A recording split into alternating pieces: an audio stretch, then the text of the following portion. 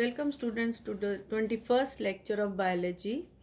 I hope you are taking good care of yourself and enjoying this lockdown phase, but don't forget to see these videos and go through the textbook. Today we'll be covering the fourth part of the chapter, that is the economic importance of uh, fungi. But before that, let's go through what are the basic characteristics of fungi. Fungi, it is belonging to the kingdom called kingdom fungi. The study of fungi is called as mycology. Fungi, its cellular structures are eukaryotic in nature. They are non-green plants, so they don't have chlorophyll, and they are not capable of synthesizing food, so we can't put them under the category of autotrophs. They are heterotrophs. The cell wall of fungi, it is made up of chitin, not of cellulose. Most of the fungi, they are multicellular, but the only unicellular fungi is yeast. Talking about the structural features of the multicellular fungi, if you see over here, this is the rhizopus, the bread mold. You can see that there are various tubular structures. These tubular structures are called hyphae, and the collection of the tubular structures is called as mycelium, which appears on the bread as white cotton mass. There are three types of hyphae in this whole structure. The hyphae which are growing horizontal to the substratum are called as stolon hyphae.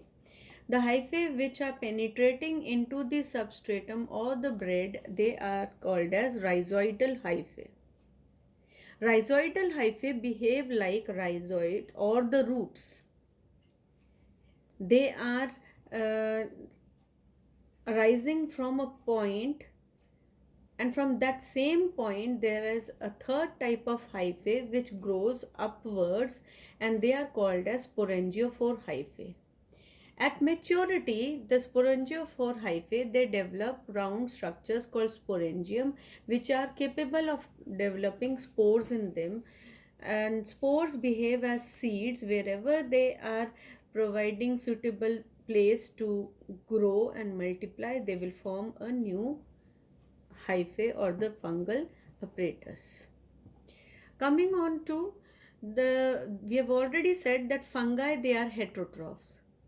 Now these fungi, out of all heterotrophs, some are saprophytes, and few of them behave as parasites and they cause diseases. Talking about their reproduction, fungi, it reproduces by budding phenomena, that is asexual method, and by the sexual method it is capable of forming a new life as zygote.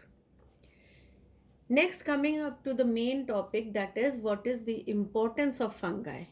Just like bacteria, fungi is both useful as well as harmful.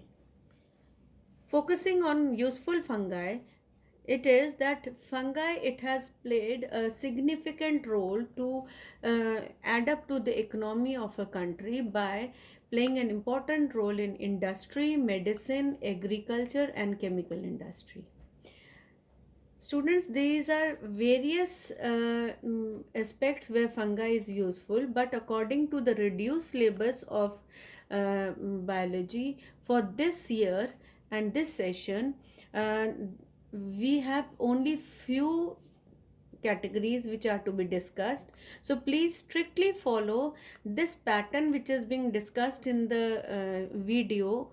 Only that part has to be learnt, rest please ignore from the textbook. So coming up to the first, food industry, the role of fungi.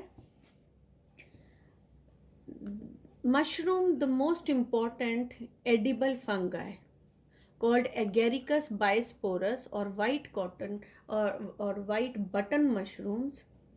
Apart from it, there are various varieties of mushrooms which are also edible. Why they are edible? Because they have a high nutritive value. They are providing proteins, they are providing vitamins and minerals. Talking about vitamins, there are various vitamins of the B complex category like biotin, pantothenic acid, and niacin. For unicellular fungi yeast, it is also providing nutrients because it is providing vitamin B complexes, vitamin E, and 15% proteins.